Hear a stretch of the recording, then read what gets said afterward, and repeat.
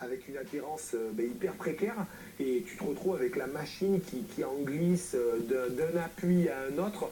Tu as l'impression d'être sur des skis ou un snowboard, mais surtout sauf un VTT quoi. Autant d'expériences qui font de Fabien l'un des meilleurs riders au monde. Ce n'est d'ailleurs pas par hasard qu'il remporte 3 titres de champion du monde en 98, 2004 et 2005.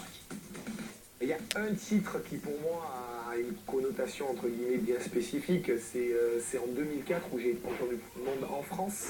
Je dirais qu'il y avait 60 000 personnes sur le bord de la piste, une émotion du départ jusqu'à l'arrivée du run où les encouragements sont qu'un seul brouhaha qui nous porte jusqu'à la ligne d'arrivée, et j'en ai un souvenir qui est vraiment tout particulier, de par le pilotage, mais surtout de par l'amour que j'ai été capable de mettre dans ce run-là, et cet engagement-là, c'est clairement un de mes meilleurs souvenirs.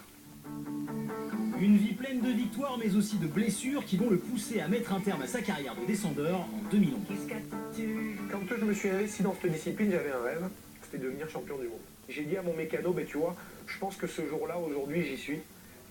Je suis vraiment capable de donner le meilleur de moi-même, et je pense pas que je serai jamais capable d'aller plus vite en descente que ce que je suis aujourd'hui. Mais sa vie est définitivement sur 2 roues. Il se lance donc dans l'enduro et contribue à développer en parallèle de nouvelles technologies, épaulées par son sponsor allemand. En descente, tu es dans un parcours et tu fais le même unique tracé tout au long du week-end, alors qu'en enduro, tu peux toucher 5, 6, 7 parcours différents autour de boucles qui peuvent faire jusqu'à 80 km. Donc si tu veux, tu es dans une découverte du site qui est plus importante, un pilotage qui est plus ludique et moins agressif et moins violent.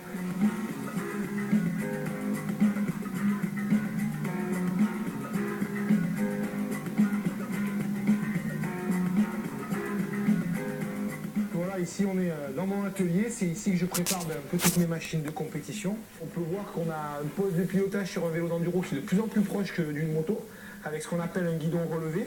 Cet amortisseur ici, qui est un amortisseur à air, permet d'avoir 140 mm de débattement à la roue arrière, et surtout une tige de selle télescopique qui permet d'entre guillemets dégager la selle de l'entrejambe quand on est en descente, et surtout ça va vous plaire, de pouvoir la remonter quand on va en montée.